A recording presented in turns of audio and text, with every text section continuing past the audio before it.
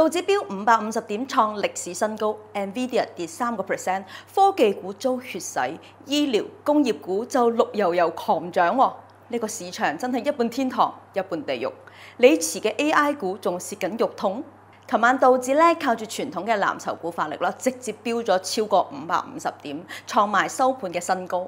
但另外一邊科技股，尤其 AI 股，簡直係重災區啊！納指俾 NVIDIA 拖累跌咗。Broadcom 都慘跌，唯獨蘋果逆勢漲2.16%。反觀醫療股啦，好似麗來啊、愛伯維啊，同埋工業、消費、防禦股就一片翠綠，賺到笑哈哈。你係俾個市場搞到蒙查查，點解道指創新高，我啲科技股仲被血洗呢？其實核心咧就係資金喺度大搬家，從 AI 科技股轉到價值股，呢場板塊嘅輪動勁到痹啊！咁你如果仲死抱住 AI 股唔放咧，今次真係蝕到冇眼淚啊！但係如果你買咗防禦股，可能已經笑住喺度數緊錢啦。先講個宏觀嘅好消息啦，政府停擺嘅鬧劇咧終於收尾啦。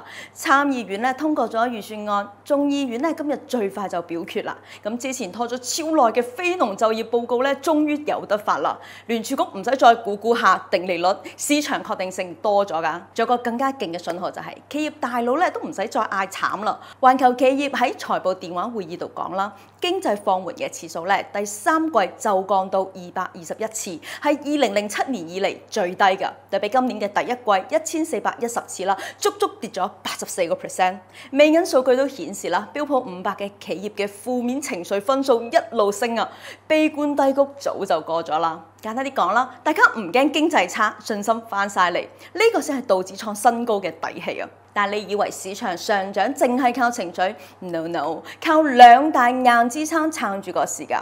第一啦，企業盈利勁到痹㗎，標普500第3季嘅盈利增長18%，係2021年疫情復甦之後最強，甚至係2018年以嚟最勁。11個板塊咧有6個正增長，羅素3000宗嘅位數利潤都漲11%，賺錢能力超勁啊！第二啦，企業自己買翻自己自家股撐場。高盛股啊，今個月啊，美股嘅企業每日回購超60億美元，全年仲要達到1.213萬億美元喎，比舊年多咗15%。企業都咁睇好自己，肯定抌翻大本回購啦，股價又點會唔升呢？不過仲有少少嘅 tips 啊，就係市場可能搶跑咗。睇歷史數據啦，道指通常11月尾咧先開始年底漲勢噶嘛，但係今年因為政府重開嘅好消息啦，11月初就開始飆漲喎，透支咗成部分嘅漲幅啊！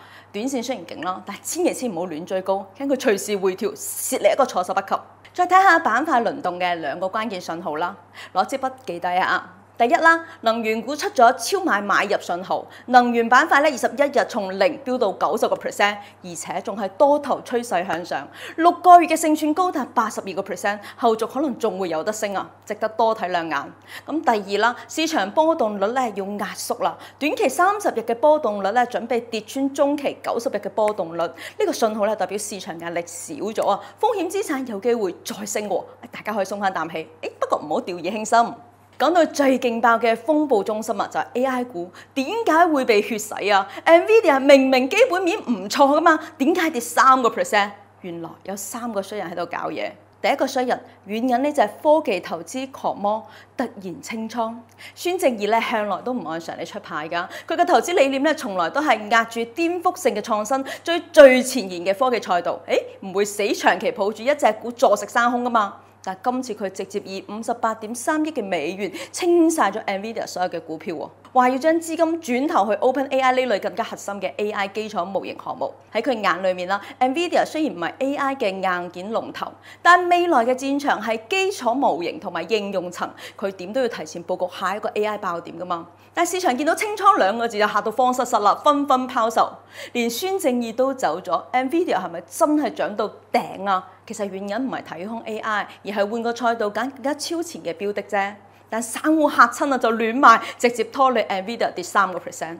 第二個衰人，台積電咧10月嘅營收增速係舊年以嚟最慢㗎 ，ADR 咧都跌1.3%。市場擔心啦 ，AI 嘅供應鏈後勁不足啊，大空頭 Michael Berry 又開炮啦，話科技巨頭用延長資產使用年限做假帳喎，美化 EPS。譬如啦 ，Meta 將服務器折舊年限從3年延到5.5年，但 Barry 話 GPU 咧真實嘅壽命咧先2到3年，未來會低估折扣1760億美元。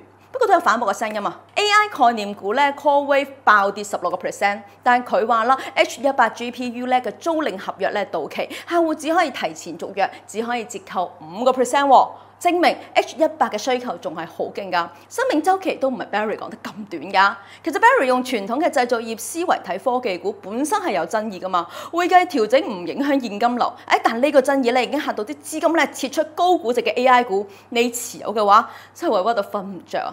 最後提下第3個衰日勞動力市場，線上好矛盾啊！小非農 ADP 話咧10月私人部門每週咧裁員1.1萬人，勞動市場降溫，但 NFIB 咧調查顯示，企業話招唔到好員工，又唔肯加薪，加薪幅度跌到5個月以嚟最低。企業口口聲聲話缺人，但係又唔肯出錢搶，擺明口是心非啦。不過對於聯儲局嚟講咧，呢個係一個好消息嚟嘅喎，因為咧薪資上漲咧壓力少咗啦，降息可能有戲。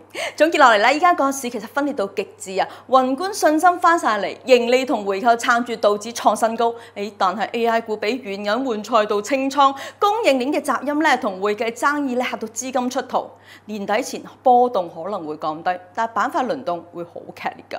朋友聽我講一句啦，唔好死抱住 AI 股呢一棵樹放棄成個森林。